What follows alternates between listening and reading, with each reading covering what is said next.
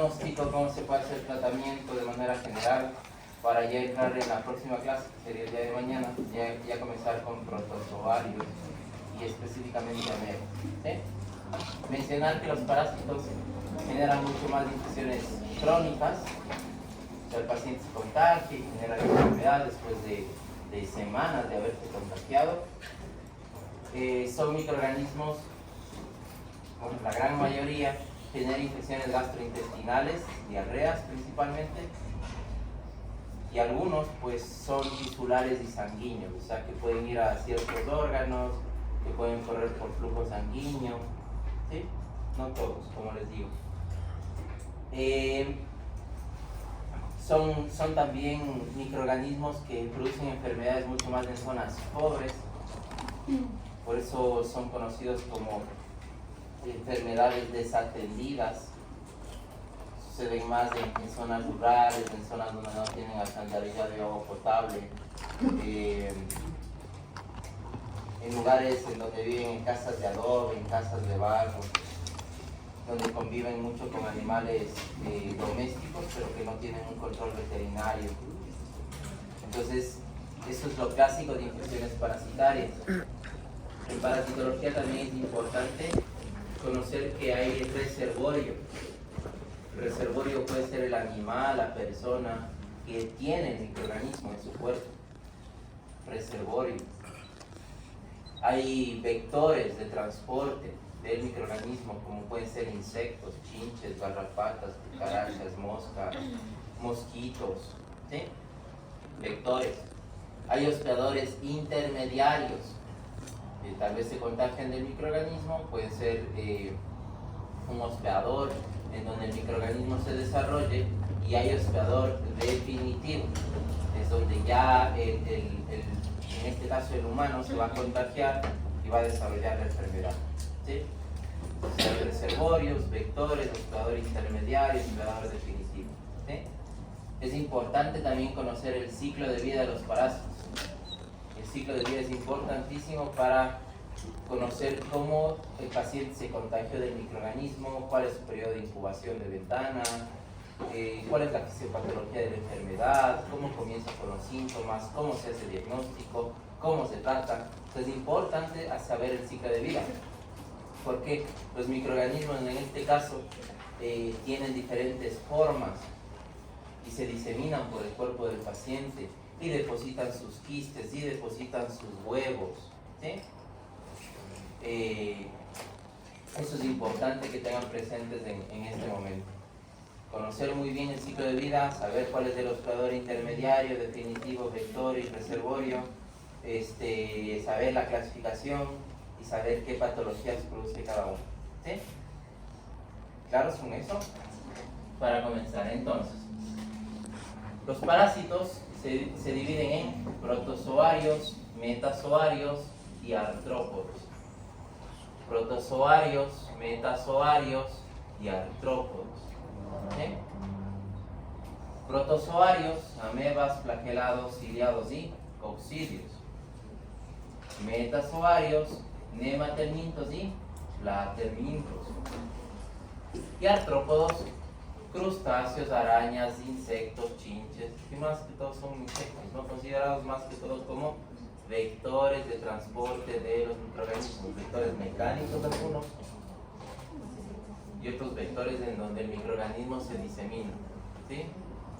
Artrópodos.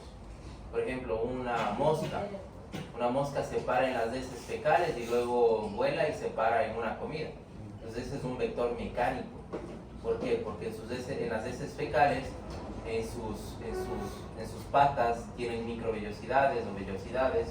Entonces ahí se impregnan los huevos, los quistes de los parásitos, y cuando se posa en un alimento, pues contamina el alimento, es una contaminación cruzada. ¿Sí? Y la transmisión va a ser fecal-oral, porque nosotros nos estamos contagiando de heces fecales. ¿Sí? Ese sería un vector mecánico. Lo mismo la cucaracha. La cucaracha come o se alimenta de compuesto orgánico en descomposición, o sea, en heces fecales. Entonces tiende a pararse en heces fecales, lleva con sus patas huevos y contamina cereales, harinas, por ejemplo, en los mercados pasa mucho. donde hay roedores, donde hay ratas y donde hay cucarachas, entonces tienden a contaminar alimentos, ¿sí? Vectores mecánicos. Chinches, por ejemplo, hay ciertos chinches como redúvidos en donde el microorganismo mejor se multiplica en su intestino y se desechan las heces fecales de chinche, por ejemplo. O en las moscas como los flebótomos o los flebótomos, que es la leishmania. El flebótomo es la mosca, el mosquito hembra, que es el parásito se multiplica en su intestino, pasa por glándulas salivales y se encuentra en su pico en la saliva.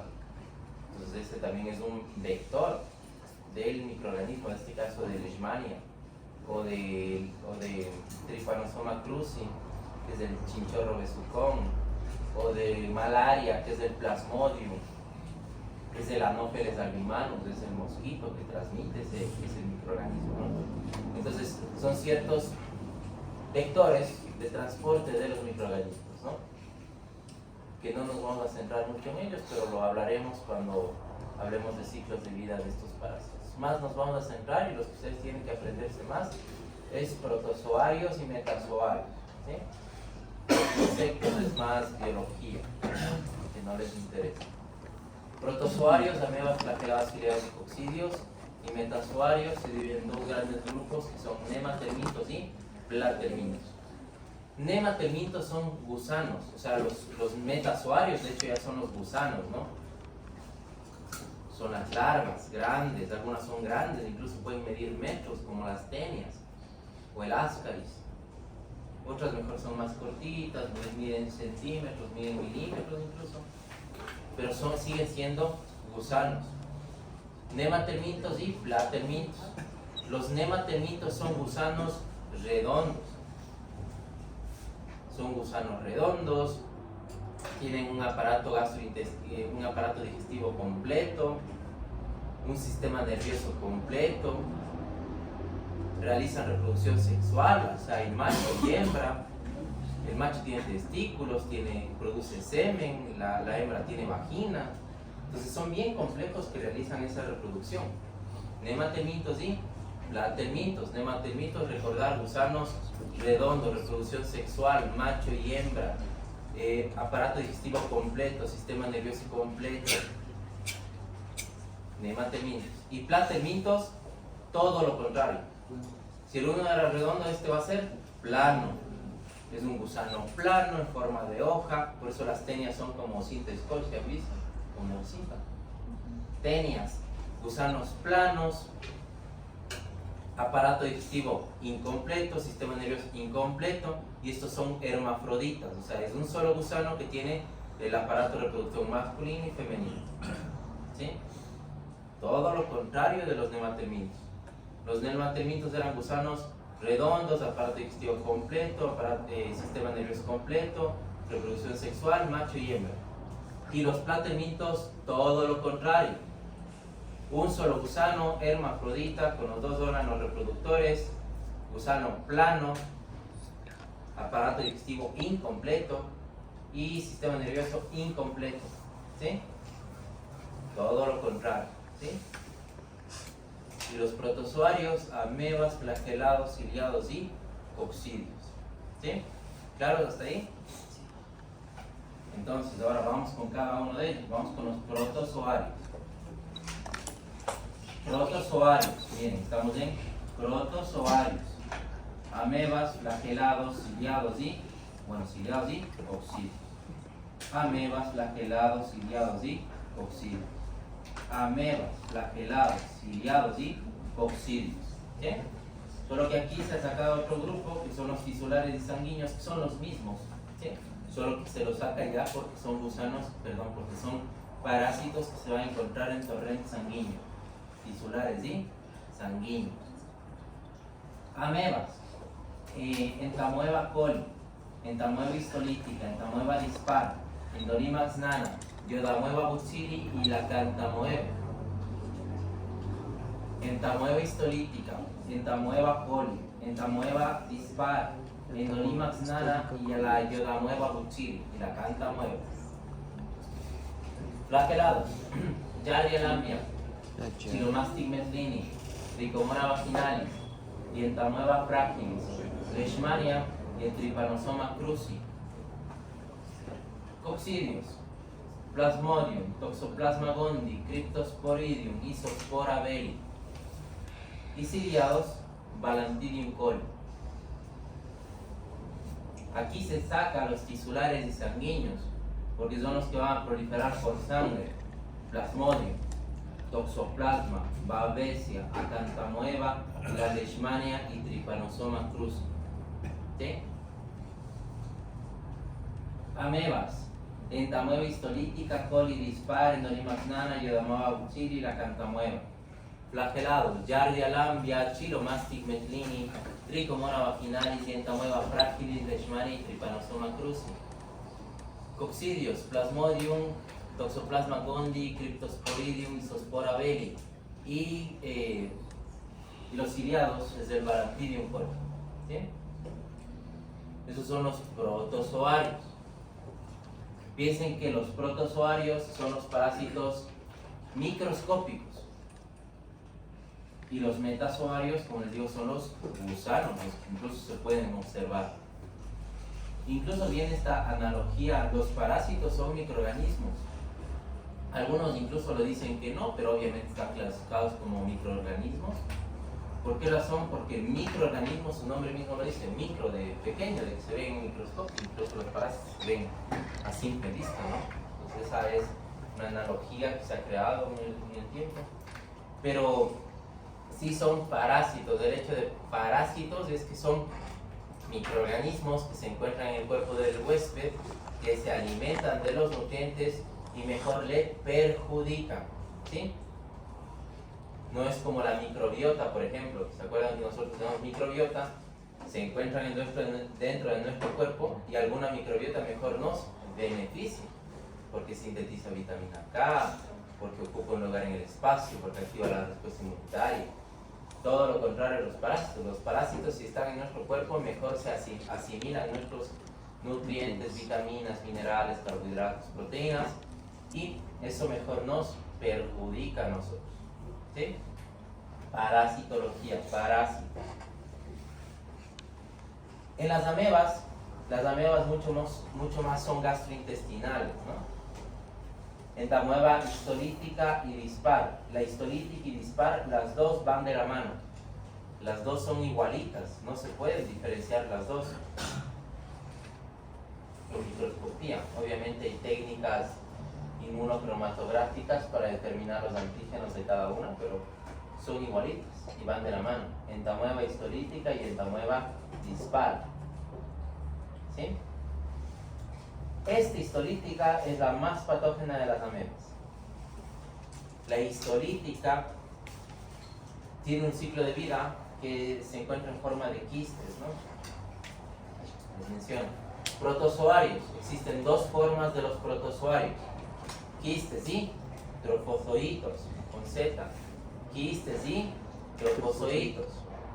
Y los metazoarios, existen las formas de huevos y larvas. Protozoarios, quistes y trofozoitos. Quistes, piensen que es el huevo. Quistes son las formas inmaduras. Ese es el quiste. El trofozoito es la forma adulta. Quiste y trofozoito. Y en los metazoarios lo mismo, huevo y larvas. Huevo es la forma inmadura y larva pues es la forma adulta. ¿Sí? ¿De qué te contagias tú? ¿Del quiste o del trofozoito? Del quiste. Del quiste. Del Porque quiste es se inmaduro. contagia, porque piensen que es como el huevo. En las heces fecales, ¿qué hay? Quistes. El trofozoito es la forma adulta. ¿En dónde va a estar el trofozoito? Ya dentro del cuerpo del paciente, en el intestino, porque ahí se desarrolla. Lo mismo es el parásito. Huevo y larva. ¿De qué te contagias? Del huevo. Y el parásito se disemina en nuestro cuerpo, ¿no? Y ya se hace gusano. Sale del huevo, eclosiona del huevo y se genera la larva. ¿Sí? Ciertos parásitos también te puedes contagiar de la larva, ¿no? Por ejemplo, las tenias. De las tenias te contagias por comer carne mal cocida. Y están los cisticercos, que son las formas igual, puedes decir, jóvenes del parásito. ¿Sí? Entonces recordar eso, ¿no? Quiste, trofozoito, huevo y larva.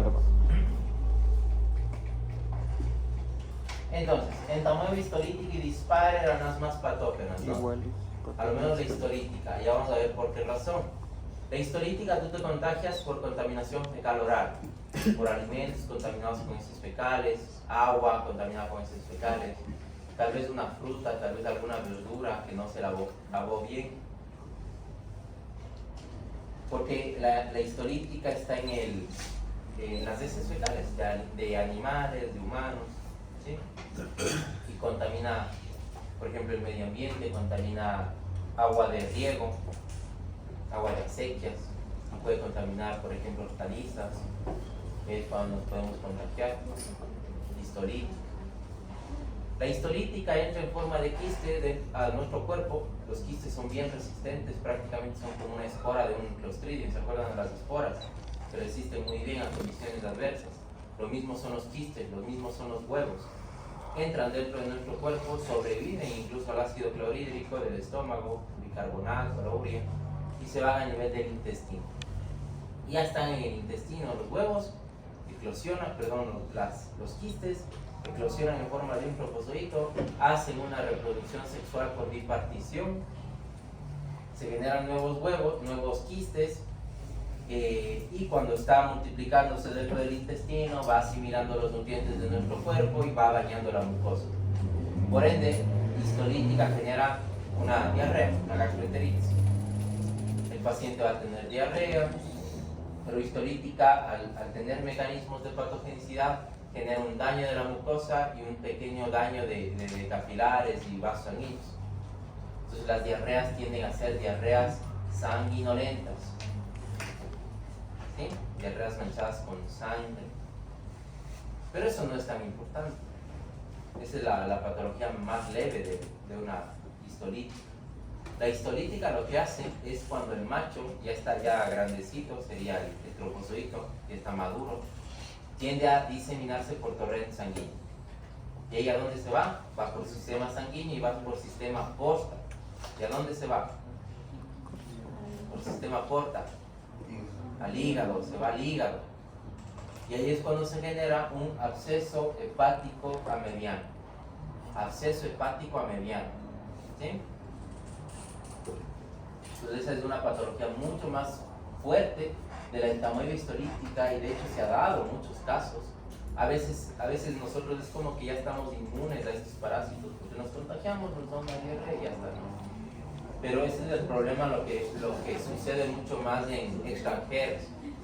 Entonces vienen turistas, esto pasa mucho en Latinoamérica, vienen turistas de Estados Unidos, de Europa, comen algo, se contagiaron del parásito y como mencionar que son enfermedades crónicas, no es que el paciente desarrolle después de unos días la diarrea o fiebre, incluso no hay ni fiebre. Incluso hay pacientes que son totalmente asintomáticos a una infección parasitaria y pasan unas 2-3 semanas, ya llegaron a su país de origen y ahí es cuando comienza la enfermedad. O bien comienzan con diarreas, o incluso no tienen ni diarreas y ya comienza ya con un dolor en el hipocondrio derecho, con drenaje purulento, que es ya un absceso hepático amediano, o con ictericia. Entonces ahí se le hace un eco, hay absceso y hay que drenar esa secreción purulenta. Entonces eso es clásico de entamoeba histolítica, absceso hepático amediano y una gastroenteritis con diarrea sanguinolenta. ¿Sí? Y recuerden que la histolítica y la dispar, las dos van de la mano. Son igual.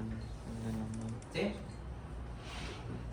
Ya hablaremos más detenidamente de todas las amebas, de todos los parásitos, pero hoy les doy las generalidades, ¿no? ¿Qué patologías pues, pueden producir?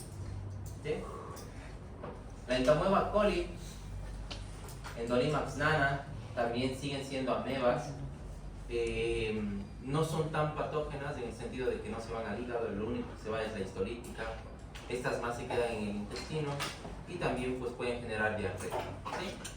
Pero incluso no es ni una diarrea muy fuerte, no es como una gastroenteritis bacteriana que tiene 3, 4 o 6 diarreas al día con fiebre elevada, con astenia. No, es todo lo contrario. El paciente pues puede tener 1 o 2 diarreas un día, el otro día no tiene diarrea, después de unos 2 días otra vez diarrea. Eso sí, tienen distensión abdominal, pueden tener náuseas, pueden tener dolor abdominal tipo cólico. Eso es clásico, eso sí de las amebas. Y eso se ve mucho en zonas rurales, en los niños en zonas rurales. Se ven los niños bien flaquitos, pero sí con la barriga abombada, como un tambor. Esto es una parasitosis, ¿sí? La distensión abdominal se correlaciona totalmente con una poliparasitosis gastrointestinal, con amebas, ¿sí? Incluso los parásitos también están asociados con avitaminosis y anemia. ¿Por qué? Porque los parásitos se alimentan, ya mencionamos, de carbohidratos, de vitaminas, de proteínas, de minerales. Entonces el niño, así esté comiendo súper bien, no va a subir de peso. Y ¿por qué? Porque todos esos alimentos pues se comen parásitos, ¿sí? Y anemia, hay ciertos parásitos que incluso se comen o se alimentan de glóbulos rojos. Entonces el niño puede tener también anemia.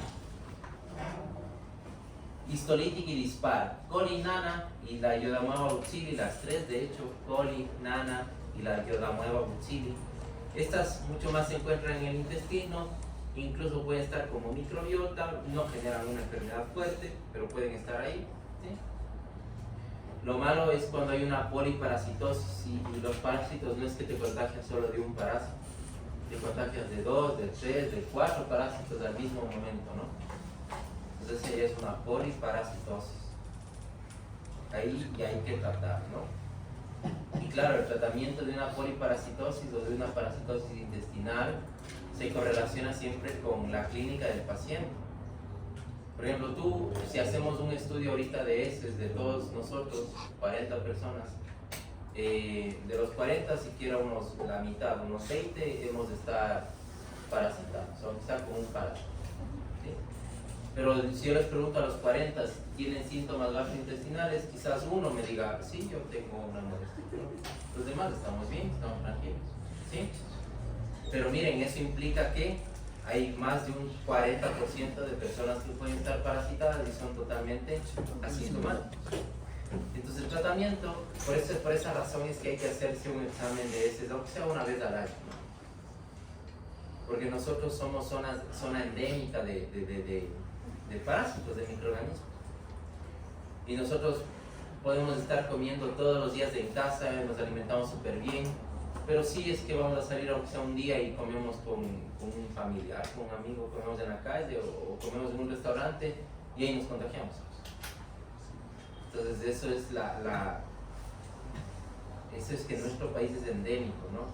Porque si tú te vas a otros países, mucho más en Europa, en Estados Unidos, en Australia, los nórdicos, en ellos no existe una gran prevalencia de parásitos, por el mismo hecho de que tienen registro sanitario, que la mayoría de comida es industrializada, entonces no se asocia con la parasitosis. Además nuestro país es pobre, ¿no? Y eso también influye muchísimo al contagio de estos microorganismos. Coli, nana y Iodamoeba buccili pueden generar gastroenteritis, pero mencionar que no son tan patógenos y el cuadro clínico del paciente tampoco no es tan exacerbado, ¿sí? La cantamueva es un parásito que se encuentra mucho más en agua. Se ha visto mucho más casos en el Amazonas, no se diga en Asia, en África. Es un parásito que tiende a generar infecciones oculares. Se encuentra en los ríos, por ejemplo, ¿sí? La cantamueva puede generar ceguera. La mayoría de los parásitos tisulares sanguíneos siempre van a ser más patógenos en pacientes que son inmunodeprimidos, siempre, ¿sí?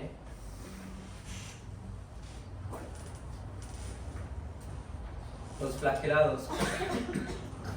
En los flagelados tenemos La Giardia, Chiromastic meslini, Trichomona vaginalis, Dientamoeba fragilis, Leishmani y Trypanosoma cruzi. La Giardia también es un parásito patógeno. Por eso nosotros, cuando tenemos un paciente con diarrea, lo que siempre pensamos es en histolítica o Giardia, una de las dos. Pero ya les digo, por clínica, histolítica es una diarrea sanguinolenta. Y la Giardia es todo lo contrario, es una diarrea estratorreica, o sea, es una diarrea con sangre, perdón, con grasas. Eso es estratorreica. Diarrea grasosa. Una es una diarrea con sangre, que es la entamoeba histolítica, y la y la Giardia lamblia es una diarrea estratorreica, o sea, una diarrea con grasas, ¿sí? Grasosa. ¿Por qué razón va a ser grasosa? Porque no hay un buen metabolismo de lípidos. Y la Giardia se asocia muchísimo a avitaminosis en niños.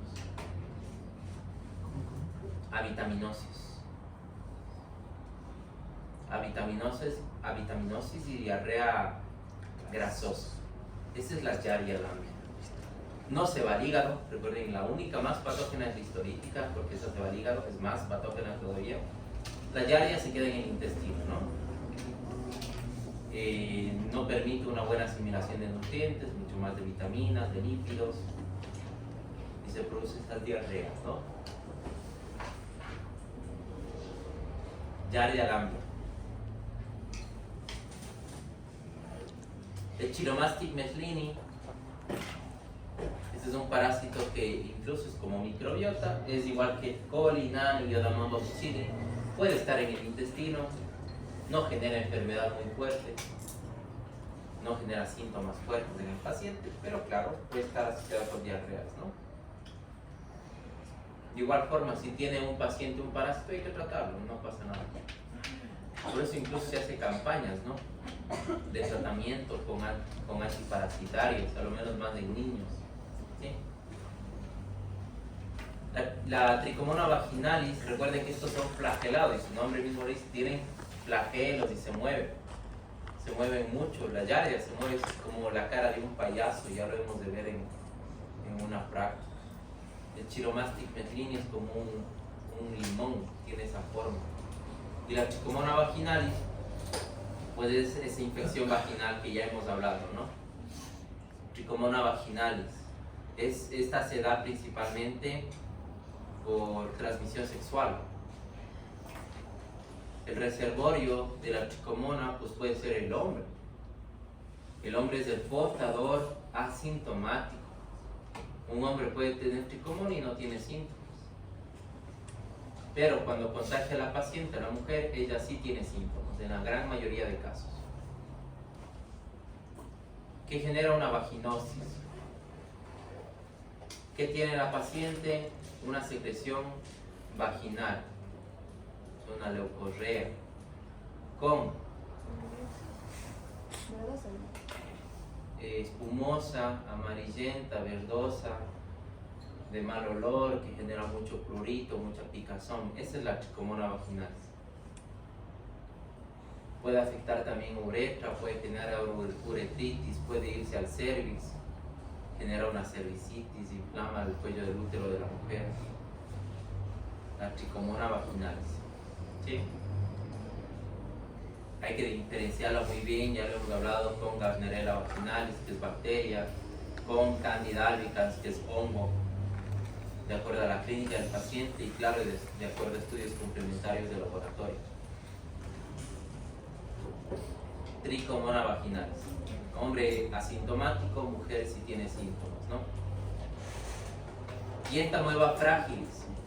La dientamoeba está muy asociada con los oxiuros, que es el Enterobius vermicularis. La Dientamoeba fragilis incluso es el alimento del Enterobius vermicularis. ¿Se acuerdan de los oxiuros? ¿Saben quiénes son los oxiuros? Los niños se contagian de Enterobius vermicularis. porque los niños siempre están jugando en la tierra, en el suelo, se meten las manos a la boca, comen tierra, incluso algunos niños. Entonces ahí se contagian de enterovirus vermiculares. Y los oxiuros es que hay macho y la hembra sale en las noches del intestino, se sale al ano, deposita los huevos y otra vez sube por el intestino. Y esos huevos generan una activación de la respuesta inflamatoria, mediada principalmente por mastocitos que liberan histamina, y la histamina genera mucho prurito. Entonces eso se asocia con el niño que cada rato se está rascando el ano. ¿Sí? ¿Se han visto a los niños? Cada rato se rascan el ano. Eso es oxiuros, eso es clásico, un síntoma clásico de oxiuros. Y ese es un gusano, pues como les digo, un gusano que sigue siendo gusano, así mida milímetros, pero es un gusano. Y el alimento de ese gusano es la Dientamoeba fragilis. O sea, el propio parásito se come otro parásito. Es la Dientamoeba fragilis. Entonces, cuando se ve o se reporta Dientamoeba fragilis en un paciente, es muy probable, más del 90% de probabilidad, de que ese niño también tenga oxiuros. ¿Sí? La leishmania, ya va a ser, miren cómo le colocan ahí como titulares al niño. La leishmania es un parásito que tiende a infectar zonas mucosas. El reservorio de la leishmania van a ser perros salvajes, van a ser armadillos, van a ser lobos, zorros. ¿Sí? El vector de la leishmania va a ser el flebótomos, que es un mosquito, ¿no? Mosquito hembra por lo general. El mosquito hembra sale o muy de noche o muy de mañana. ¿A qué alimentarse? De sangre. Entonces cuando pica a un humano se alimenta de sangre, pero también va regurgitando, o sea, va botando saliva. Y en esa saliva está la leishmania. Entonces esa leishmania lo que hace es genera úlceras en la piel y úlceras en la mucosa. Son úlceras muy, pero muy feas, se pueden decir así. Generan feas cicatrices en el paciente. ¿Cómo se llama el mosquito? Flebótomo.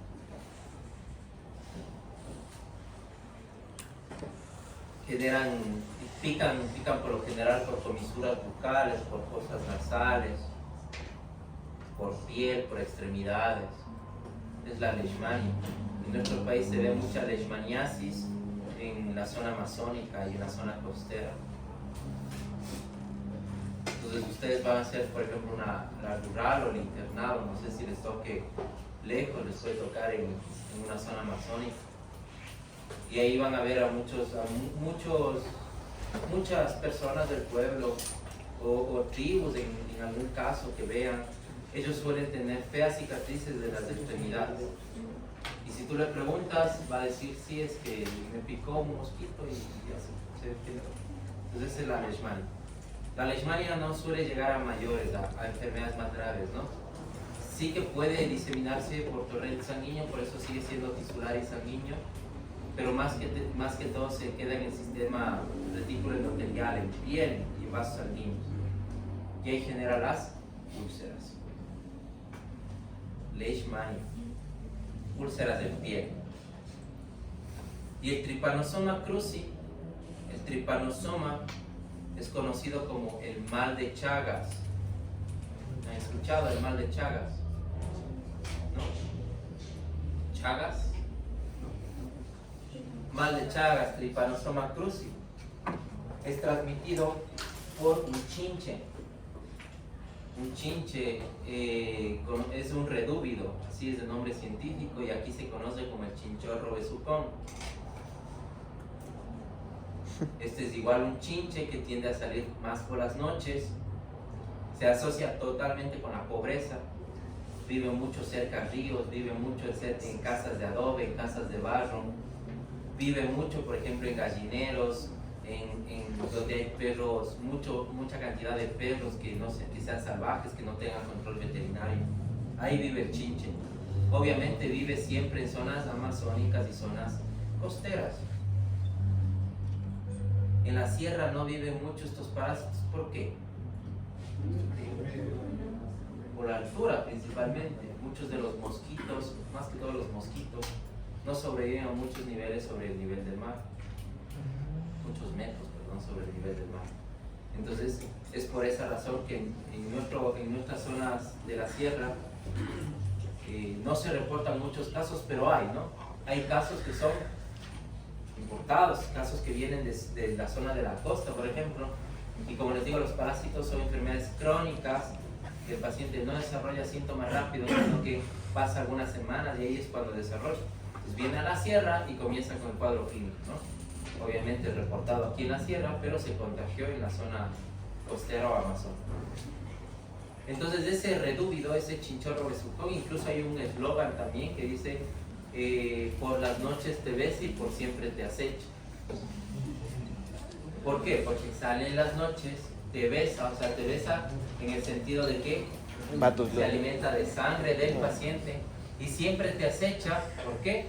Porque es un parásito que vive incluso más de 20, 30 años en el cuerpo del paciente. Y cuando ya comienza a activarse, genera megacolon, megaesófago, cardiomegalias. Lo que hace es irse al plexo de Auerbach y generar una hiperplasia del tejido. Entonces el tejido comienza a crecer de tamaño, aumentar de tamaño descontroladamente, y principalmente los pacientes mueren por cardiomegalias, ¿no? Mueren por infarto agudo miocardio, por ejemplo. De eso mueren los pacientes. Este es el chinchorro besucón. Entonces el chinche sale en las noches, pica para alimentarse de la sangre, va comiendo la sangre, va alimentándose de la sangre y va defecando. Entonces en las heces fecales del chinche está el parásito que es el Trypanosoma cruzi. Y cuando pica, pues obviamente al picar el paciente se rasca, y cuando se rasca introduce las heces fecales del parásito en esa herida, y ello es cuando el parásito comienza a diseminarse por torrente sanguíneo. Trypanosoma cruzi, del mal de Chagas. Chagas es el científico que lo descubrió, es un brasileño. Chagas hay en el Amazonas, hay muchísimos Chagas. Hay Chagas, hay también en Argentina, no se diga en Ecuador, también en la zona amazónica hay mucho más Chagas, ¿sí? Pero también hay en la costa. Por esa razón es que igual cuando donas sangre se hace un montón de pruebas para ciertos microorganismos. VIH, Treponema pallidum, que es la sífilis, hepatitis B, hepatitis C y Chagas. Porque como les digo, está en sangre, tú puedes donar sangre, puedes tener Chagas, obviamente no tienes síntomas, pero esa donación pues puede darse a un receptor y el receptor se va a contagiar de Chagas. Entonces por eso en la Cruz Roja se hace un cribado de diferentes pruebas para determinar si existe o no existen estos microorganismos. No es que tú donas sangre y esa sangre va a tu primo que está hospitalizado, no. Esa sangre se va a la Cruz Roja a hacer este cribado de pruebas y sacan otra pita de sangre que ya fue examinada y esa sí le donan, ¿no? Chagas. En los coccidios son conocidos como apicomplexa. Apicomplexa significa que los microorganismos cambian de forma constantemente para adaptarse en el cuerpo del paciente. Apicomplexa. El microorganismo cambia de forma constantemente para adaptarse en el cuerpo del paciente. Esos son los apicomplexos, coccidios. Y ahí tenemos Plasmodium, Toxoplasma gondii, Cryptosporidium y Zoospora beli. Plasmodium. El Plasmodium es conocido como la malaria o paludismo, ¿no? El Plasmodium es el parásito. Hay diferentes serotipos de Plasmodium. Plasmodium vivax, ovale, falciparum, neulensis. La enfermedad es conocida como paludismo o malaria, es lo mismo, paludismo o malaria. ¿Cómo se transmite el paludismo? Hay un mosquito que se llama Anopheles albimanus. Lo mismo, ¿qué hace el mosquito? Sale a alimentarse de la sangre del humano, y cuando va alimentándose de sangre, regurgita y bota saliva, y en la saliva está el parásito. El parásito ingresa por torrente sanguíneo, ¿y a dónde se va el parásito? El parásito se va al hígado, principalmente se va al hígado, a los hepatocitos. Comienza a multiplicarse dentro de los hepatocitos, rompe los hepatocitos, sale por torrente sanguíneo, sale por sistema porta, va a sangre, encuentra un glóbulo rojo, se introduce dentro del glóbulo rojo, se alimenta de la hemoglobina, del hierro, rompe al glóbulo rojo y sale. Entonces todo ese ciclo de vida que pasa dentro de nuestro cuerpo va dañando hepatocitos, va dañando glóbulos rojos, y eso se asocia totalmente con la clínica del paciente. El paciente le picó el mosquito y después de 2-3 semanas el paciente comienza con el cuadro clínico. ¿Y cuál es el principal cuadro clínico de malaria? Fiebre, principalmente es fiebre muy elevada, de 39, de 40, de 41 grados centígrados, ya hace una hiperpirexia que le puede llevar a un shock. Hace fiebres muy elevadas. Y ya mencionamos, si rompe los glóbulos rojos, ¿qué pasa? Hay anemia. Cuadro clínico de un paciente con anemia: palidez, dificultad respiratoria, fatiga. Y el paciente también tiene vómito y diarrea. Si tú tienes un paciente con este cuadro clínico, eso es malaria. Y si le preguntas, ¿viajó a la costa o viajó a la Amazonía? Y te dice sí, lo más probable es que sea malaria. Pero si el paciente te dice que le duele muchísimo huesos, articulaciones, músculos, eso es. Y también viajó a la costa.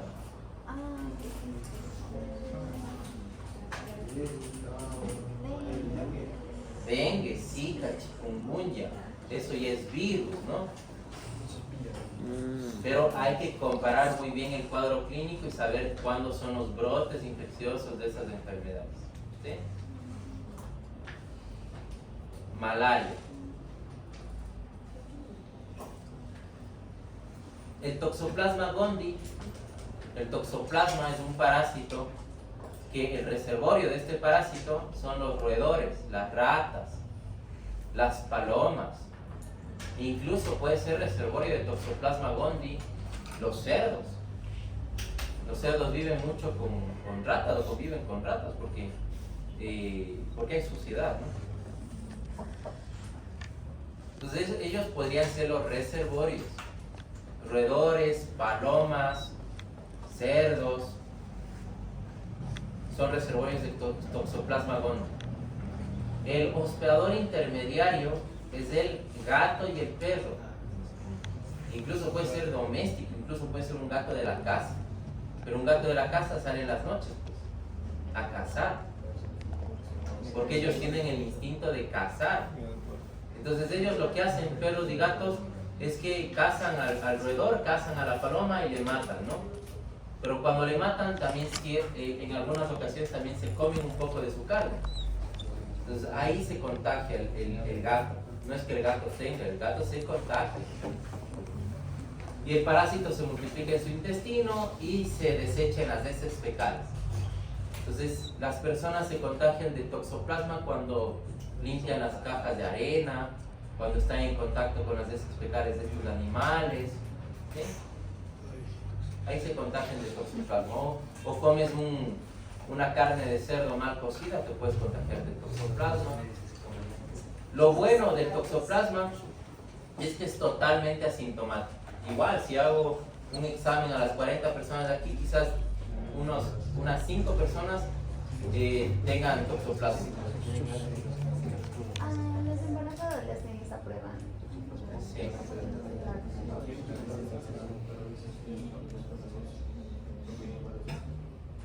Entonces, muchas personas pueden convivir con toxoplasma y no pasa absolutamente nada. ¿Cuándo genera enfermedad toxoplasma? Cuando el paciente está inmunodeprimido. Por eso es que muchos de los pacientes que hacen VIH y que bueno, que tienen VIH, que se contagian de VIH y que luego hacen generan SIDA o hacen ya una inmunodepresión. En ellos el toxoplasma se activa y hace neurotoxoplasmosis. ¿A dónde se va? Al encéfalo. ¿Y por qué es que puede afectar fácilmente el encéfalo? ¿Ah? Porque de esa forma resiste a la respuesta inmunitaria del hueso.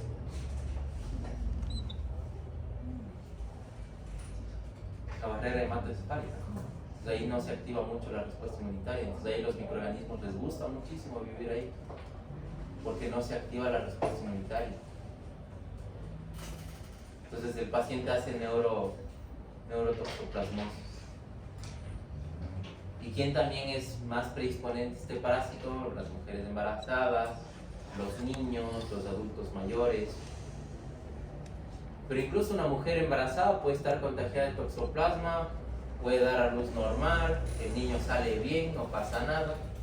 Pero el niño, como el microorganismo también se transmite de manera transplacentaria, el niño se contagia de toxoplasma, nace bien, nace tranquilo, pero después de algunos años puede generar una corioretinitis. Entonces ahí es cuando les da ceguera por toxoplasma. Por esa misma razón se hace un chequeo de control a la mujer gestante, principalmente en el primer trimestre de embarazo. Obviamente se tendría que hacer primer, segundo y tercer trimestre de embarazo, el TORCH. ¿Se acuerdan del TORCH? Ahí se hace toxoplasma, citomegalovirus, rubiola, herpes 1, herpes tipo 2. Y se miden anticuerpos, ¿no? Entonces el toxoplasma es agente causal de retraso mental, de síndrome de Down, de sordera, de ceguera, mucho más ceguera, ¿no? O de abortos espontáneos también en la mujer gestante. Por esa razón hay que tener cuidado con una mujer embarazada. ¿Cuidado en qué sentido? En que principalmente no esté en contacto con gatos, con perros, en que coma carne bien cocida, en que sepa en dónde está comiendo. Y siempre en una mujer gestante, siempre hay que hacer ¿qué? Lo más importante en una gestante, el control. ¿Qué se hace? Ya está el TORCH, pero en cada mes siempre tiene que hacerse un eco. El eco es lo indispensable. Las abuelitas siempre decían, no, es que no tiene que hacerse un eco porque el eco, los rayos ultravioletas o la sensibilidad o el magnetismo, eso le genera malformaciones en el niño, eso afecta al niño, no le hagan un eco cada día o cada mes, eso es malo. ¿Es malo o no es malo hacerse un eco? No, porque es ultrasonido. Entonces no puede hacerse siempre, si se quiere una madre, no pasa nada.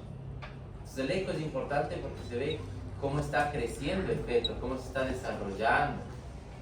Entonces si da positivo, por ejemplo, a toxoplasma, y se ve que el niño en el segundo trimestre de embarazo, 4 o 6 meses, la circunferencia cefálica no es la correcta, la nuca está muy pegada con la columna vertebral, el septo nasal también está aplastado.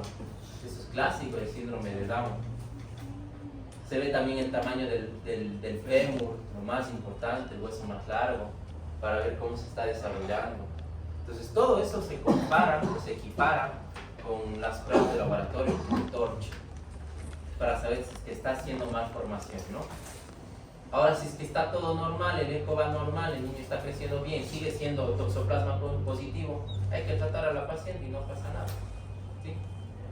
Pero el toxoplasma puede ser bien patógeno en un inmunodeprimido. En ese sí hay que tener mucho cuidado, en ese paciente con VIH, en ese paciente con leucemia, con cáncer, que recibió quimio.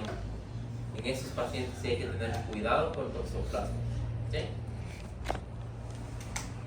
El Cryptosporidium también está asociado estrechamente a pacientes con VIH-Sida.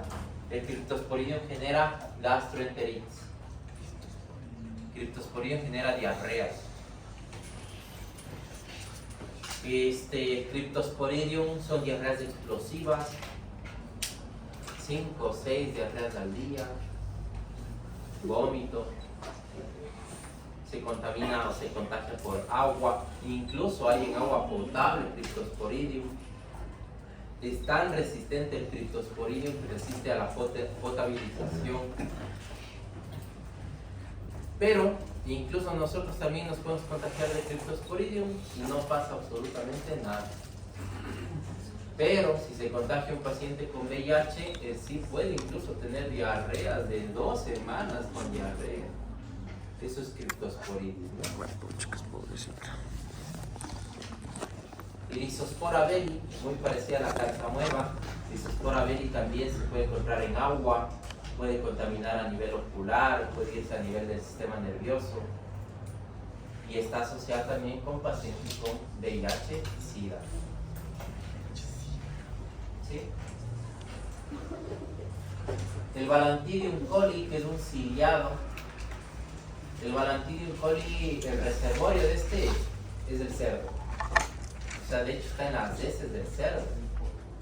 El Balantidium coli. Esas heces del cerdo, como les digo, puede contaminar agua residual, aguas negras, acequias. Y esas acequias se utilizan para lavar frutas y verduras o para regar hortalizas, de ejemplo.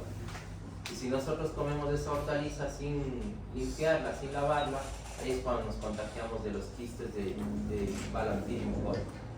Balantidium coli es bien parecido a la histolítica porque genera diarreas sanguinolentas. No se va al hígado, ¿no? El único que se iba al hígado aquí era la histolítica, ¿no? Y bueno, el plasmodium, que el plasmodium es caso aparte, ¿no? El plasmodium es... Y el más patógeno de todos estos, ¿cuál es? El plasmodium. El plasmodium es la primera causa de muerte en niños por un parásito. El plasmodium es el que más causa muertes en África, por ejemplo. Es súper patógeno, porque es endémico, obviamente, de África. Plasmodium. ¿Sí? Y como tisulares y sanguíneos, que están por torrente sanguíneo, por sistema linfático, que se van a algunos órganos, Plasmodium, Toxoplasma, Babesia, Acanthamoeba y la Leishmania y el Trypanosoma cruzi. ¿Sí? ¿Claros con estos? El coli de los órganos, ese solo va. El Balantidium coli, ese solo está en el intestino. La babesia. La babesia forma parte de los coccidios y es bien parecido al plasmodium. También tiende a alimentarse de glóbulos rojos. Está ligado con... No, solo glóbulos rojos, es la diferencia de la babesia. Pero la babesia es endémica de África principalmente. Se produce solo en África. Ahí está el vector de transporte, que es la garrapata. La garrapata es el vector de la babesia. El plasmodium es el mosquito hembra, ¿no? La nota. ¿Sí? ¿Claro? ¿Preguntas, dudas con los protozoarios? Estos son los que vamos a ver en estas 2 semanas que nos quedan, 2 o 3 semanas. ¿Sí? Lo mismo que las bacterias, esto es lo más importante. Si ustedes dominan la clasificación, dominan las clases. Porque tienen que saber el nombre del microorganismo, a qué familia pertenece y qué enfermedad produce. ¿Sí? ¿Claros con esto? ¿Sí? ¿Preguntas, dudas? ¿No? Estos eran los protozoarios, amebas, flagelados, ciliados y coccidios. ¿Cuáles eran las amebas?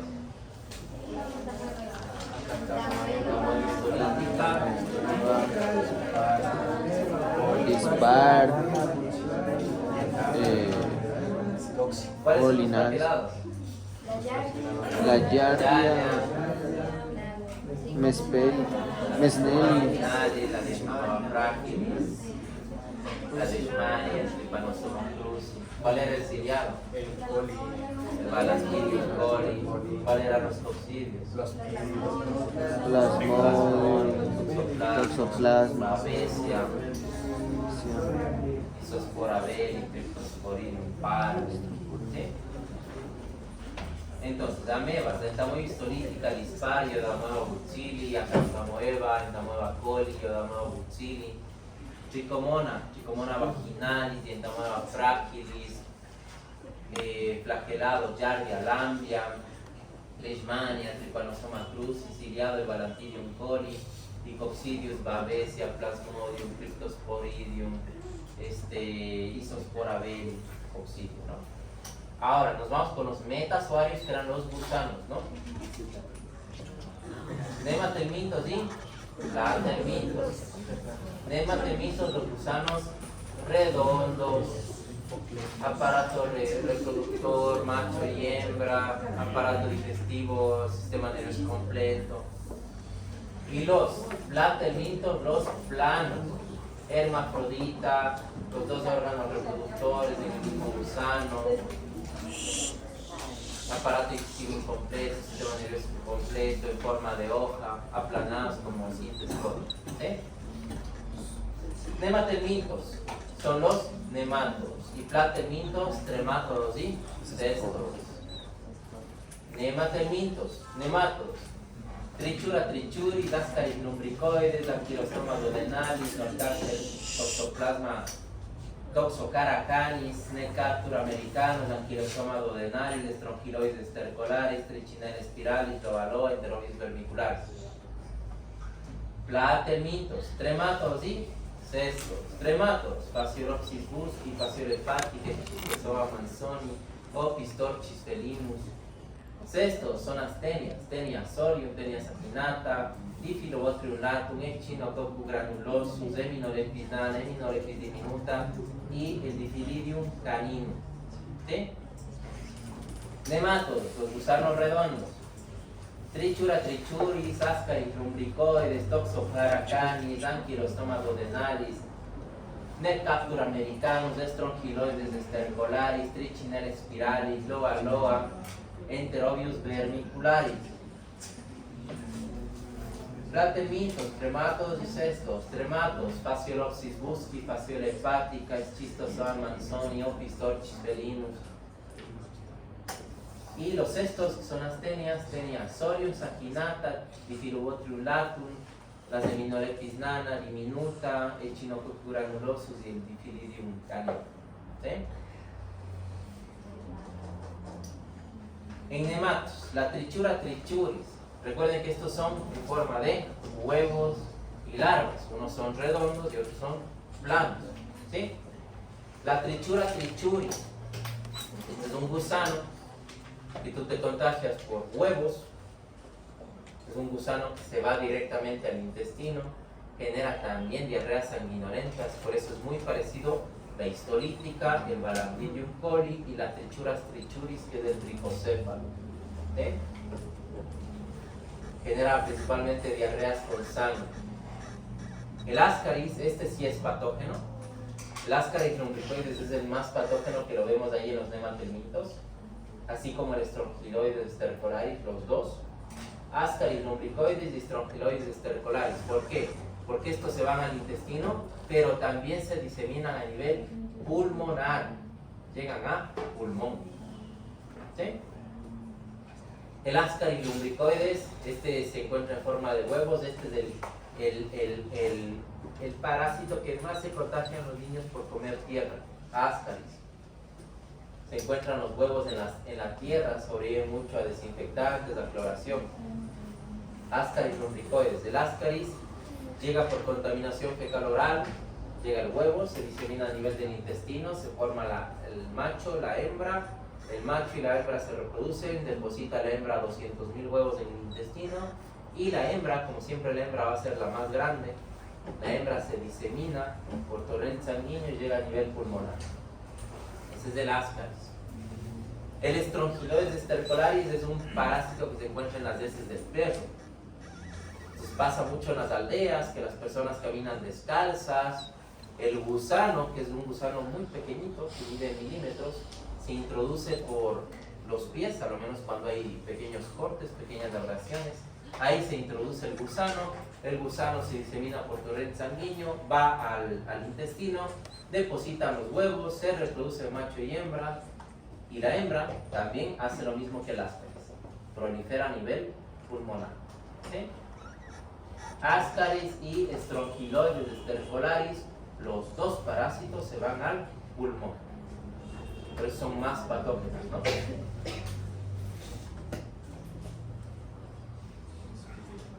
La Trichura trichuris, del Ankylostoma duodenalis, del Mercaptor americanus y el Enterobius vermicularis, los cuatro, estos son intestinales. Tú te contagias por huevos, los huevos se introducen por contaminación fecal oral y se van al intestino, ¿no? La hembra y el macho se reproducen, depositan los huevos, pero estos se quedan solo en el intestino. Por eso les digo, los más patógenos de entre los nemátodos es el Ascaris lumbricoides y el Strongyloides stercolaris. ¿Sí? El Enterobius vermicularis que le tenemos al final es el que les digo que son los Oxyur. Ese tiene igual el ciclo de vida que se encuentra en el intestino grueso. La hembra sale por las noches, como les digo, va a la zona del ano, a la zona del periné, incluso en mujeres, en niñas, va incluso a vagina y deposita los huevos. Y de ahí otra vez se introduce por el ano. ¿Sí? Entonces esos huevos son los que generan ese proceso inflamatorio, ¿no? Y por eso produce el fuerte prurito característico de Oxyurus, Enterobius vermicularis. ¿Sí? Ya hablaremos, como les digo, más detenidamente de cada uno de ellos en otras clases. Pero que sepan dónde están los nombres y la patología que produce. Trichura trichuris, Enterobius vermicularis, Ankylostoma duodenalis y Mercaptor americanus, mucho más en el intestino. Ascaris lumbricoides, Strongyloides stercolaris, estos se encuentran también en el intestino, pero se diseminan al pulmón.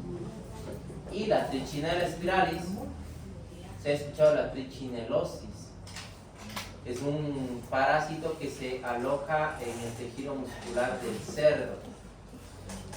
Entonces, se encuentra enquistado el parásito ahí. Si tú te contagias por comer carne más cocida de cerdo, puedes generar trichinela. Y la trichinela, ¿qué hace en el cuerpo del humano? Lo mismo que hace en el cerdo. Se va al músculo. Se va al músculo, se enquista en el músculo y genera fuerte mialgia.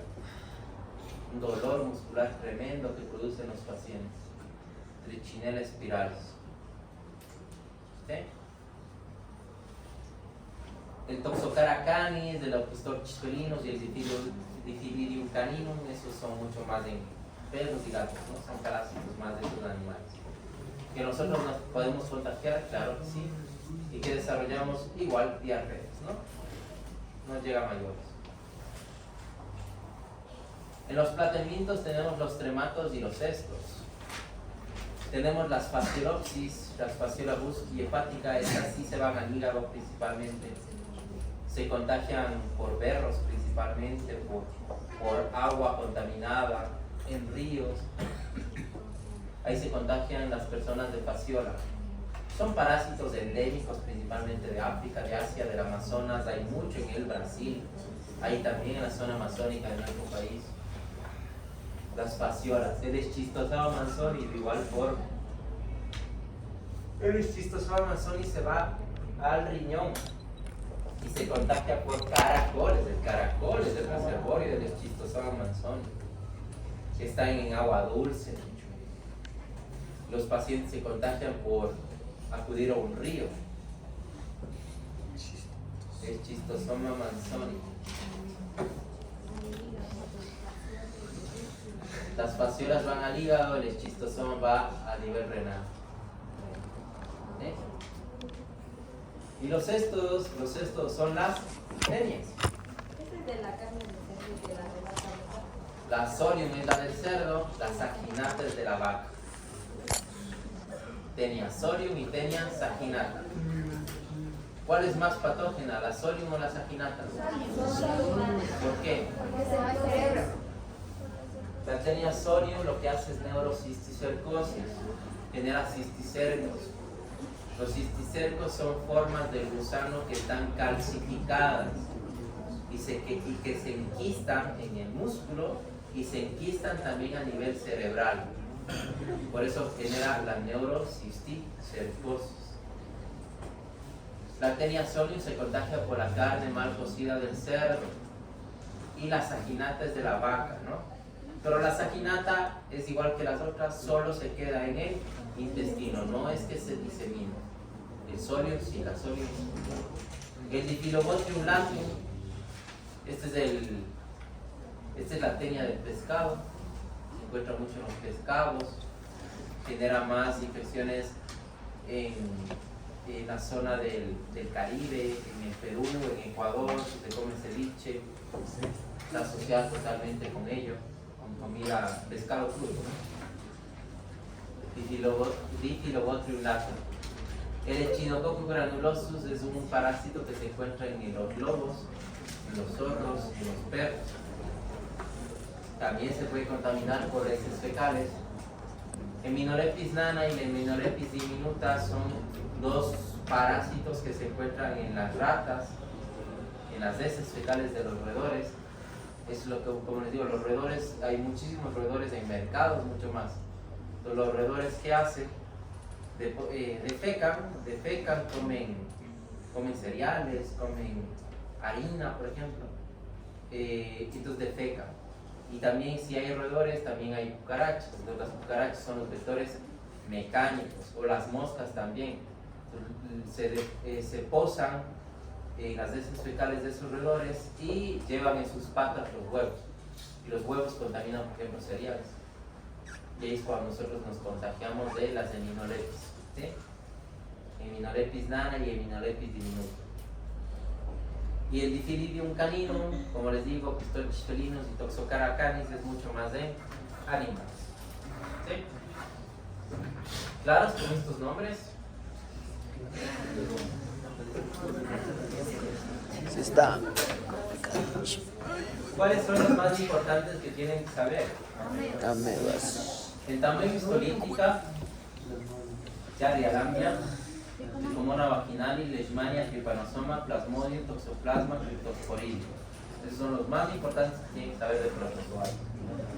Y en metazoarios, los más importantes que tienen que saber: Trichura trichuris, Ascaris, Streptococcus, Chinella spiralis. Ah, el Loa me faltó, este es de loco, ¿no? También se encuentra en agua dulce, en ríos, contamina también el ojo y genera ceguera. El Enterobius vermicularis, que son los oxiuros, esto es importantísimo a los niños. Y en Platenmintos, saberse muy bien, bueno, estos son más endémicos de África, como les digo, y en el Amazonas. Las fasciolas y los pistochis y el chistosoma. Pero los cestos, eso sí tienen que saberse muy bien las tenias, ¿no? Porque tenias, ustedes sí se van a tener, o van a tener pacientes que hagan infección por tenia, ¿sí? Es importante saber qué parásito contagió al paciente, si es que es una gastroenteritis. Sí es importante saber cuál es el género, la especie, pero en cuestión de tratamiento es importante. No, porque el tratamiento es similar. Es lo bueno quizás de los parásitos, cuando son gastrointestinales, ¿no? Totalmente diferente cuando son tisulares sanguíneos. El tratamiento es diferente, ¿sí? Pero cuando son gastrointestinales, lo bueno es que el tratamiento puede ser similar. Por ejemplo, para amebas, flagelados intestinales, el tratamiento es metronidazol, puede ser albendazol, puede ser nitazoxanida, caramonicina.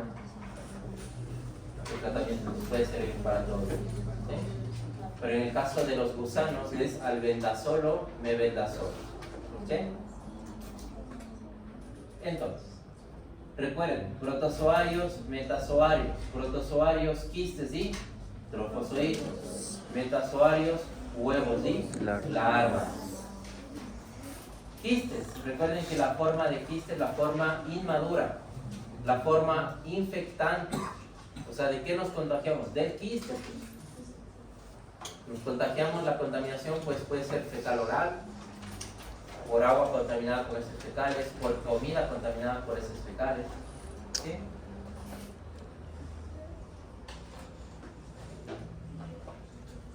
por ejemplo, trofozoito o la Trichomona vaginalis, solo hay la forma del trofozoito.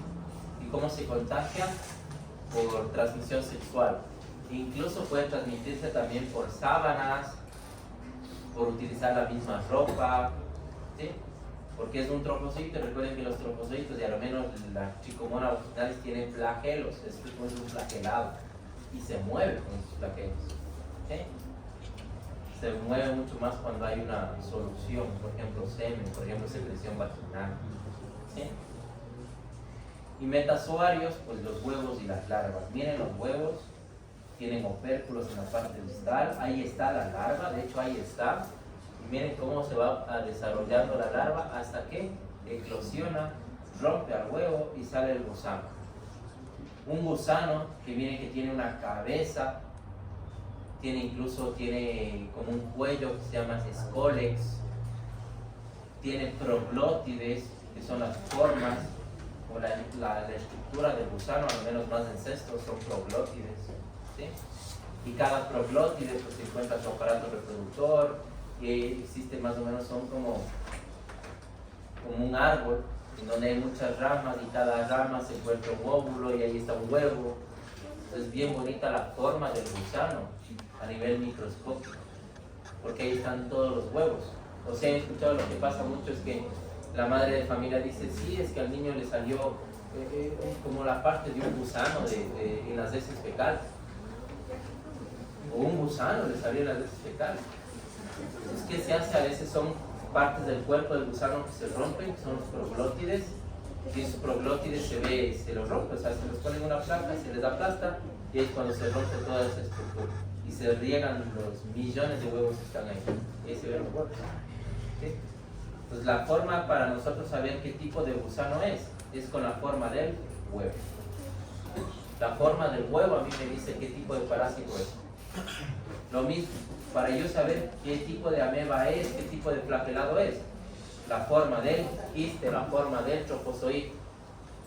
Algunos parásitos tienen 4 núcleos, otros tienen 8 núcleos, otros tienen la forma de cara de payaso, otros tienen la forma como de un limón, otros tienen flagelos y se mueven. O sea, a nivel de microbiología la identificación no es difícil, a lo mejor ya se tiene la experticia, pero al principio sí es difícil identificarlos, ¿no? Pero cada uno de ellos tiene algo característico que nos permita a nosotros poder identificarlo, ¿no? Por ejemplo, los gusanos planos, estos tienen ganchos, tienen ventosas en su cara para pegarse en la mucosa, por ejemplo. Escoles tienen un cuello y tienen su cuerpo, ¿no? Tienen su cola, también me permite identificarlos, y los cuerpos, ¿sí?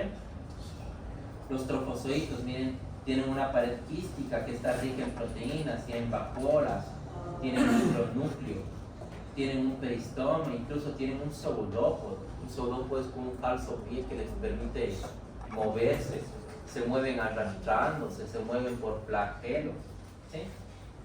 Es la característica de las formas, ya lo hemos de ver en la microscopía, ¿no? Entonces, ¿cómo se propagan estos microorganismos? O bien por vectores mecánicos, o bien por alimentos, miren, por heces fecales de las propias personas, o por contaminación por manos, ¿sí? Entonces, la ruta puede ser fecal oral, que es la principal causa de contagiarse, por una picadura del vector, ya lo mencionamos, flebótomos, el chinchorro, el Anopheles avimanus, o por ingesta de metacercarias, que son formas del parásito, principalmente de las fasciolas. La incidencia de la parasitosis, como les digo, los parásitos siempre van de la mano. No es que tú te contagias solo de un parásito, tú te contagias de 1, de 2, de 3 parásitos al mismo momento. Se genera una poliparasitosis, por eso es múltiples infecciones. Se asocia totalmente al déficit inmunológico. Pacientes que sean inmunodeprimidos, ellos desarrollan la enfermedad más rápido y la enfermedad es mucho más fuerte y muy inmunodeprimido que una persona sana. Los parásitos se asocian mucho, como les digo, con la pobreza. Y así no se lo quiere aceptar, pero la pobreza está asociada totalmente con la mala higiene. Mal aseo, mala higiene. ¿Por qué? Porque conviven con animales que no están vacunados, porque conviven con roedores, con insectos, y ellos tienen microorganismos. ¿Sí? Con la pobreza, como les menciono, por eso es que más se da parasitosis, se da en zonas pobres de nuestro país, en lugares rurales, en donde viven cerca de ríos, en donde viven cerca en casas de adobe, en casas de barro. Entonces en ellos se da mucho más poliparasitosis. Y se da también en personas que están confinadas, encerradas, prisioneros, refugiados, militares. ¿Por qué razón? Porque no tienen buenas condiciones de higiene y porque si uno está contagiado, todo se contagia. Es lo que pasa mucho, por ejemplo, en guarderías también, ¿no? Si un niño está contagiado, todo se contagia, en la gran mayoría de casos, ¿no? En los prisioneros igual, en las cárceles igual.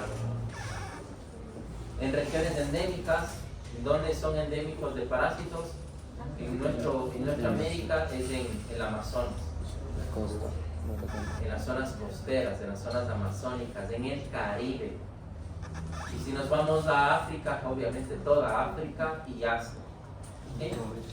En Europa no hay mucho, porque ya les digo, por todas las condiciones de bioseguridad, del servicio sanitario, incluso la cultura también influye mucho para que sea un lugar endémico de un parásito. Por ejemplo, siempre les he hablado de India, Pakistán, Bangladesh, Afganistán, que son lugares pobres, tienen un nivel de higiene muy bajo y que su cultura está atribuida totalmente a que se genere una poliparasitosis. ¿Sí? Conviven con roedores, conviven con vacas, que las vacas son sagradas y no les pueden ni vacunar. Entonces, todo eso se asocia con las infecciones parasitarias. Y obviamente personas que tampoco no estén vacunadas, porque ya se está creando vacunas, al menos para plasma, para paludismo, para el plasmodio, pero sigue siendo, o sea, son vacunas que todavía no están validadas por la FDA, ¿no? Pero ya se las está probando muchísimo en África, porque son zonas endémicas. ¿Sí? ¿Claro? ¿Está ahí? ¿Sí? Entonces, el ciclo de vida influye muchísimo, ¿no? Para el contagio de estos microorganismos. Nosotros, como les menciono, tienen que saberse muy bien el reservorio, el vector, el hospedador intermediario y el hospedador definitivo. Muchos de los parásitos, miren, solo necesitan un hospedador para completar su ciclo de vida. Por ejemplo, eso pasa mucho con las amebas. Nosotros nos contagiamos y ya somos el hospedador intermediario y definitivo. ¿Sí? Otros son muy resistentes a ambientes y son viables en condiciones extremas, por ejemplo el Cryptosporidium, por ejemplo las tenias, por ejemplo los huevos. Esos resisten, como les digo, a cloración, desinfectantes, cambios de temperatura, rayos UV de rayos solares. Entonces viven muy bien en el suelo, en la tierra, en aguas residuales, en aguas negras, en aguas de acequias. Depende mucho de la distribución social a nivel socioeconómico y geográfico, ¿no? Como les digo, no es lo mismo una zona de la sierra que una zona de la costa. No es lo mismo una zona central o urbana que una zona rural. Entonces, más se van a dar casos en estas zonas pobres. Y otros necesitan más hospedadores para desarrollar su ciclo de vida. Por ejemplo, el toxoplasma que les digo. El toxoplasma está en el roedor, está en la paloma, necesita un hospedador intermediario que va a ser el gato, el perro, para que se multiplique en el intestino, y el hospedador definitivo vamos a ser los humanos. ¿Sí? La transmisión ocurre, miren, principalmente la forma infecciosa. Miren, en la chikungunya, obviamente es el chikungunya, porque solo el chikungunya. En las entamoebas, en el ascaris, en el plasmodium, miren las formas del quiste, las formas del huevo, de ascaris, o del plasmodium, el esporozoito, ¿no? Es la forma del parásito. Por ejemplo, este es un ciclo de vida de Giardia. Miren, el paciente cómo se va a contagiar. Agua, frutas, verduras, alimentos contaminados con heces fecales y que obviamente está el quiste de la Giardia lambda. Miren el quiste cómo se transmite por contaminación fecal oral, incluso pasa por estómago, sobrevive, como el quiste es muy resistente, sobrevive al ácido clorhídrico y se aloja a nivel del intestino delgado. ¿Qué hace ahí el quiste? El quiste se eclosiona, sale la forma del trofozoito y miren la forma del trofozoito cómo se divide, se multiplica por bipartición. Es una reproducción asexual. O sea, de uno sale otro. Sale el otro, está la forma madura y deposita los quistes. Los quistes se encuentran en el intestino. Miren cómo está en el intestino delgado. ¿Cuál es la función del intestino delgado? ¿Ya? Entonces el trofocito no le permite. Lo que hace el trofocito es mejor, como ahí están muchos nutrientes, muchas vitaminas, muchos carbohidratos, proteínas, él mejor se alimenta de todos esos carbohidratos y vitaminas. Por eso es que les digo, esto más se da en niños y se ve el niño que está flaquito, así coma bien, sigue siendo flaquito y que tiene la barriga abombada como un tambor. ¿Sí? Se multiplica el parásito, asimila todos estos nutrientes y deposita los huevos. Los huevos salen obviamente por heces fecales. Las heces fecales contaminan lo mismo, agua residual, contaminan por ejemplo los ríos. Estos obviamente contaminan frutas y verduras, y otra persona come y comienza otra vez el ciclo. ¿Sí? Entonces así se da la infección parasitaria. Pero esto es importante conocerlo, como les digo, porque de esta forma nosotros sabemos que el parásito está en el intestino. ¿En dónde se desecha? En heces fecales. Por esa razón al paciente yo tengo que mandar a hacer un copro parasitario. Ah, pero yo sé que la histolítica genera un daño de la mucosa y un daño de pequeños capilares. Entonces también le voy a mandar a ese paciente a hacerse una sangre oculta en heces. Ah, yo presumo que es una histolítica, le voy a mandar a hacer una detección de antígenos de tamoide histolítica o antígenos de Yardia Lamblia en heces fecales.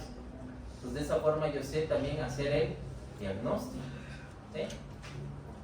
Ah, yo sé que la histolítica se va al hígado. Hay que mandar a ese paciente a hacer un eco, porque puede tener abscesos hepáticos. ¿Sí? Entonces, miren, de acuerdo a cómo yo sé el ciclo, yo sé también cómo hacer el diagnóstico. ¿Ok? O cuáles son los síntomas del paciente. Si el paciente hace ictericia y no tiene una obstrucción, pero sí se ve en el eco que hay abscesos, eso es muy clásico que sea histolítica. ¿Sí? Por lo cual hay que drenar esos abscesos y hay que mandar un antiparasitario. Sería metronidazol o albendazol. ¿Sí? Entonces, los protozoarios. Recordar que estos parásitos son células eucariotas. ¿Las bacterias qué eran? Procariotas. ¿Las procariotas qué tienen? ¿Por qué son procariotas? Tienen muchos organelos. ¿Pero qué tienen principalmente? Organelos. ¿Cómo era? Sí, ¿verdad? No me acuerdo. No tiene. Creo que ahorita estoy un poquito revuelto.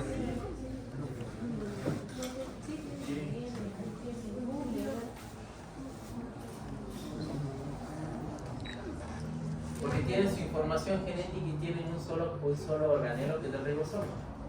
Esas son las bacterias. Las células eucariotas son parásitos, tienen todos los organelos. Al Esa revés. es la diferencia. ¿Qué tienen? Aparato de Golgi, retículo endoplasmático, mitocondria, rizosomas, centrosomas, su cromosoma, su información genética, su ácido nucleico. ¿Sí? Son células eucariotas redondeadas de una membrana celular con muchos organelos. Poseen un núcleo, en su núcleo está su cromosoma y ahí está su información genética. Tienen retículo endoplasmático, tienen gránulos para acumular nutrientes, vacuolas contráctiles y digestivos. ¿No? Poseen cariosoma central, un núcleo con una cromatina condensada, que es su genoma, su cromosoma. Y tienen organelos encargados también de la motilidad, del movimiento, como les digo, con cilios, por ejemplo el Balantidium fori, con flagelo, racicomona. Las amebas que tienen pseudópodos, que son falsos pies que les permiten moverse por arrastramiento. ¿Sí? La fisiología es que asimilan nutrientes, ya les digo, a nivel del intestino delgado asimilan minerales, carbohidratos, proteínas, vitaminas. Sobreviven mucho también a la fagocitosis. De hecho, lo que hacen los parásitos también es que hacen mimetismo molecular y enmascaramiento. ¿Qué quiere decir eso? Que el parásito se esconde, se escabulle o se camufla. Es como un soldado, ¿no? Un soldado está en la guerra y comienza a camuflarse con hierbas y de esa forma asemeja como que es parte de las hierbas, ¿no? Lo mismo hace el parásito en nuestro cuerpo. Hace enmascaramiento. Entonces, ¿qué hace? Copia moléculas del tejido y los pega a su cuerpo. Entonces viene la respuesta inmunitaria un neutrófilo y como ve que es parte de su cuerpo, pues no le hace nada y se va por otro lugar. Eso es lo que hace el parásito. Hace mimetismo molecular y enmascaramiento. Y por esa razón es que son enfermedades crónicas. Por esa razón es que el paciente no tiene fiebre. ¿Sí? Porque tú puedes tener una gastroenteritis por un parásito y no tienes fiebre, ¿no? ¿Sí? A diferencia de las bacterias, que ahí sí se generaba un fuerte proceso inflamatorio, ¿se acuerdan? Por las toxinas, por las enzimas. La respiración es anaerobio facultativo, por eso es que vive muy bien en el intestino, porque se asimila mucho más dióxido de carbono. Es facultativo porque si hay un poco de oxígeno, igual por fuera. Por eso es que viven también en el medio ambiente. ¿Sí? La supervivencia es por los quistes y los huevos. Los quistes y los huevos son las formas, como les digo, inmaduras y resistentes, porque tienen una pared celular rica en quitina, rica en proteínas, que le da esa resistencia. Es más o menos como las esporas, ¿se acuerdan? Las esporas de las bacterias sobreviven mucho tiempo en condiciones adversas. Lo mismo son los huevos, lo mismo son los quistes, ¿sí? Y lo mismo son los virus desnudos, y ya lo hablaremos en otro semestre. La replicación es por fisión binaria, como les digo, es por reproducción asexual. El parásito tiende a diseminarse, a multiplicarse por reproducción asexual. ¿Sí? Esos son los protozoarios, células eucariotas de forma de quistes y trofosóitos que tienen muchos organelos que comienzan a asimilar nutrientes, que tienen una respiración anaerobia, que sobreviven en forma de quiste y que se reproducen de manera por reproducción sexual por fisión binaria. Esos son los protozoarios. Y los metazoarios, recordar, nematermitos y platermitos. Nematermitos, gusanos redondos, cuerpo cilíndrico, con dos sexos, macho y hembra, y un sistema digestivo completo. Platermitos, todo lo contrario, gusano plano, cuerpo aplanado, como forma de hoja, como forma de sintescollo. Hermafrodita y sistema digestivo incompleto. Son organismos multicelulares complejos, alargados y simétricos. Poseen estructuras muy complejas. Ahí está en la cabeza. ¿Qué tienen? Ganchos, ventosas, placas que les permiten pegarse en la mucosa y de esa forma asimilar los nutrientes o comerse glóbulos rojos de nuestro cuerpo.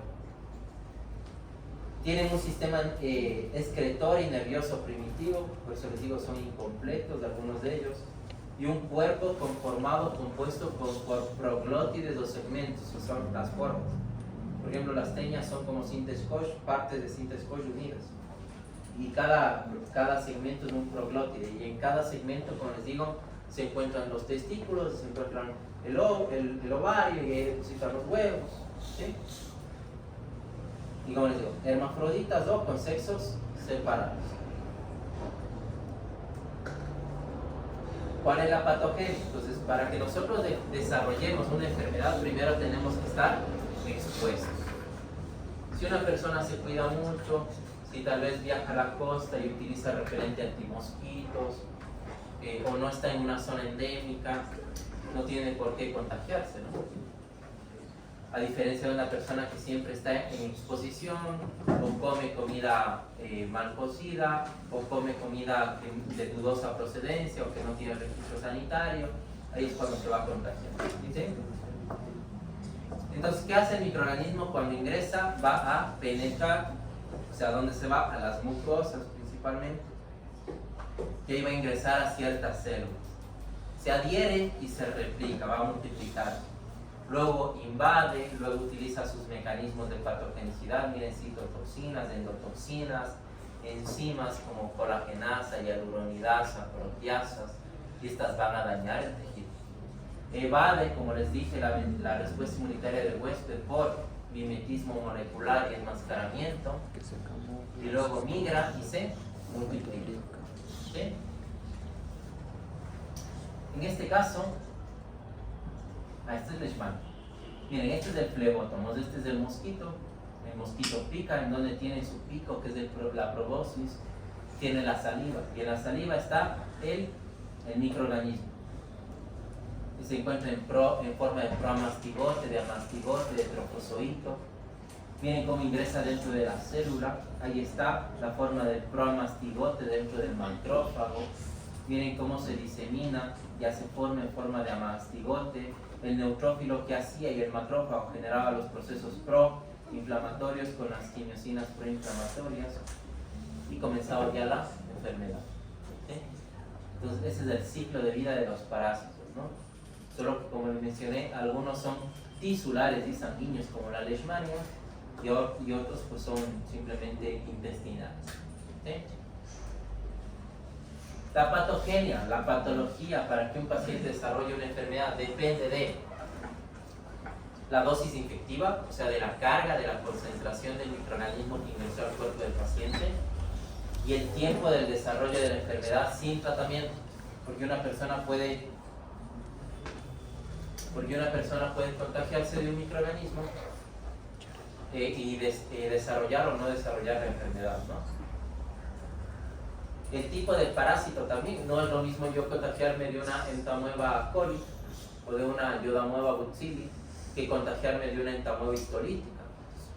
Todos los parásitos pues son diferentes y unos son más patógenos que otros. Y depende de los antecedentes del paciente. Los viajes que realice, si se va a una zona endémica, la exposición al parásito para que desarrolle la enfermedad.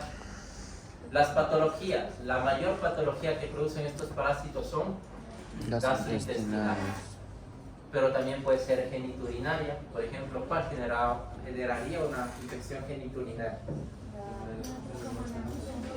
Una tricomona vaginal es la que produce, tal vez un oxiuro, que ya les digo que también el gusano puede visitar los huevos de la vagina, también.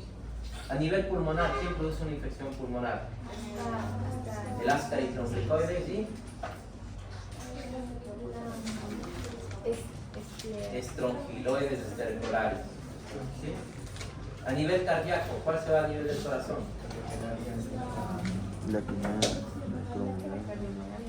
¿Cuál? El Trypanosoma cruzi, que es del mal de Chagas, ¿no? En la piel, ¿cuál afecta a piel? La leishmania. A nivel ocular, Acanthamoeba, Loaloa, Toxoplasma. ¿Sí? A nivel de músculo, Teniasolium y sus cisticercos y la saginatus intestinal, la trichinela espiral, la trichinelosis. A nivel de sangre y sistema linfático, Toxoplasma, Plasmodium, Babesia, Leishmania, Trypanosoma cruzi. A nivel del sistema nervioso central, Toxoplasma, Teniasolium. ¿Cuál más se va a nivel cerebral? La neurocisticercosis, que es la Teniasolium, la neurotoxoplasmosis, que es el Toxoplasma gondii. ¿Sí? ¿Y cuál produce alergia? De todos producen alergia, ¿no? Porque la histamina está asociada con alergia, ¿se acuerdan? Genera prurito. ¿Quién produce prurito? ¿Cuál? El enteroides vermiculares, que son los oxios. ¿Sí? Entonces, si ven la cantidad de enfermedades que pueden producir a nivel geniturinario, gastrointestinal, a nivel de músculo, sistema linfático, piel, sistema nervioso central, producto de alergias también. ¿Sí? ¿Y cómo nosotros tenemos que hacer diagnóstico? El diagnóstico principal se hace con coproparasitario. Hay que mandar a hacer un estudio de esos, ¿no? Lo mejor sería hacer un estudio de esos por un seriado. ¿Qué es un seriado? Un seriado son 3 muestras seguidas, lunes, martes y miércoles. Seguidos, 3 días seguidos. ¿Por qué? Porque, por ejemplo, el niño defeca y tal vez en esas fecales, justo en esas fecales del niño, no se ve ningún parásito. Pero eso no me quiere decir que no hay parásito, ¿no? El martes sí deja una muestra y se ve un solo quiste, por ejemplo, de histolitis, un hito. O sea, si hay uno, eso quiere decir que hay miles de intestinos. Y el miércoles, supongamos que toma una buena muestra y el miércoles sí se ven 10 quistes, 10 trozos de claro, o sea, tenía. Solo que justo en esos días no se vio. Por eso lo importantísimo es mandar siempre un seriado de heces, un seriado de un coproparasitario. A lo menos mucho más si tiene clínica, ¿no? Porque siempre el diagnóstico es correlacionado con el cuadro clínico del paciente y con los estudios complementarios. Siempre.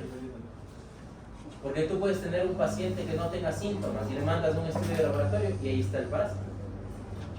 O tú tienes un paciente con un cuadro clínico de distensión abdominal, de náuseas, de dolor abdominal tipo cólico y diarrea, y tú mandas a hacer el laboratorio y no sale nada. O sea, no se correlaciona. O bien no están haciendo bien ese examen, o bien hay que mandar un seriado, porque tal vez en ese día no se vio el parásito. ¿Sí? Siempre hacer un seriado de un coproparasitario. Vamos a hacer también, por ejemplo, un frotis sanguíneo. ¿En quién haríamos un frotis sanguíneo? ¿Cuál? ¿Qué parásito? Y malaria. Pues. En malaria siempre se toma una muestra de sangre del paciente y se hace un frotis. ¿Por qué? Porque ahí está el parásito, entonces está dentro del glóbulo rojo ahí comiéndose el hierro. No, toxoplasma no se ve en sangre. Para toxoplasma, para ciertos parásitos es mejor hacer serología, o sea, hacer titulación de anticuerpos, detección de antígenos. Por ejemplo, tienen detección de antígenos en heces fecales. ¿Se acuerdan de Helicobacter pylori? Detección de antígenos de Helicobacter pylori. Detección de antígenos de Giardia labri en heces. Detección de antígenos de Entamoeba histolítica en heces. Detección de antígenos de Cryptosporidium parvum en heces. ¿Sí? Antígenos. Titulación de anticuerpos para Toxoplasma gondii. Hay que mandar a hacer un frotis sanguíneo de sangre capilar y sangre venosa para Plasmodium falciparum. Concentrado de orina, ¿en quién? ¿Quién se quedaba a nivel renal? Es Schistosoma manzoni. Hay que mandar a hacer una biopsia, un examen histopatológico a nivel intestinal.